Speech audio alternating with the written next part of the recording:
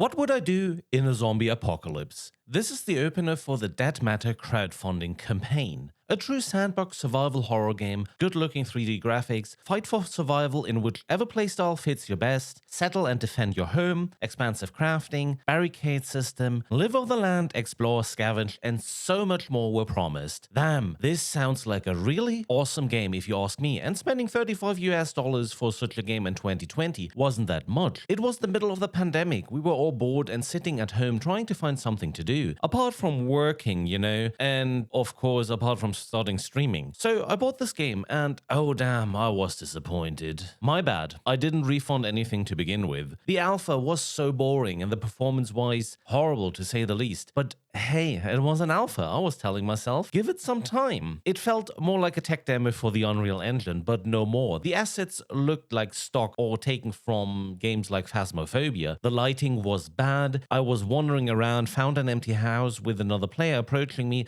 However, I didn't even know how voice chat in this game would work. Or does it exist at all? Was there any way to communicate with others? I honestly had no clue. In the end, the stranger killed my character. Very well then. But again, it was an alpha. Give it some time to develop. Yes, I was very naive in that context. And now we have the year 2023, and to my delight, I saw this game is heading into early access. Oh man, I was so excited. I was really excited, finally playing the game they promised us. But already when reading the news article on one of their websites, the issue list seemed to be longer than the actual lines of code. Could studios please stop using early access customers as alpha testers? I know Steam is offering this functionality, but god damn it, because of exactly this, I hate early access so much. And if you are unlucky, the game will never be done at all. You should at least do some internal testing first and have a somewhat finished base of a game before dumping it onto your customers. So the state is finally early access, but it is more still an alpha release, an expensive alpha release for €38.99 on Steam. The developers stated the price is pretty high because they want to cultivate a small community of Dead Matter players at first, and the price will rise with time.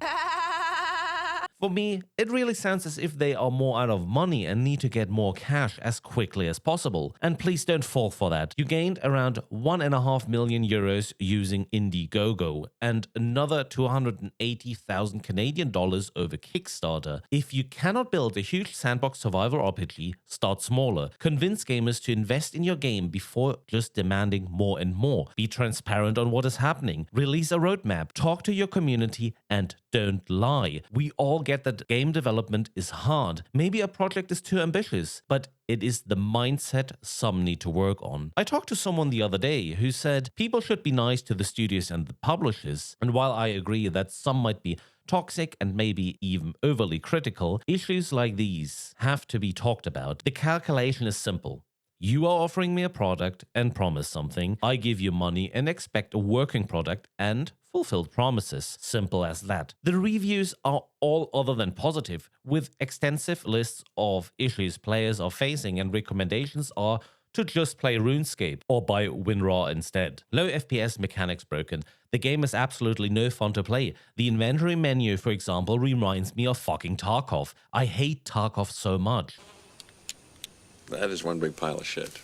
Also, when even the tutorial phase is so idiotic and stupid that you have no clue how to continue it or is bugged, why should you actually continue to play? I guess this is the risk of buying games from Kickstarter, Indiegogo campaign, or even from early access. This disaster casts bad light onto other game projects out there, breaking trust into early access games, which can be very good. Even 7 Days to Die is more fun at its current state. The good thing about Dead Matter, well, the alpha had 111 gigabytes. The early access version only 46 gigabytes, so they stripped out something of the game, and it wastes less space on your hard drive, and even less if you just uninstall the game entirely. Can it be rescued? Maybe, but honestly, I doubt it. Really, I wish this project would be successful, but I really doubt we will be seeing a good game anytime soon. And if it will be hard to actually gain a player base based on the current problems and negative press. Anyway, what do you think? Thanks for watching and take care.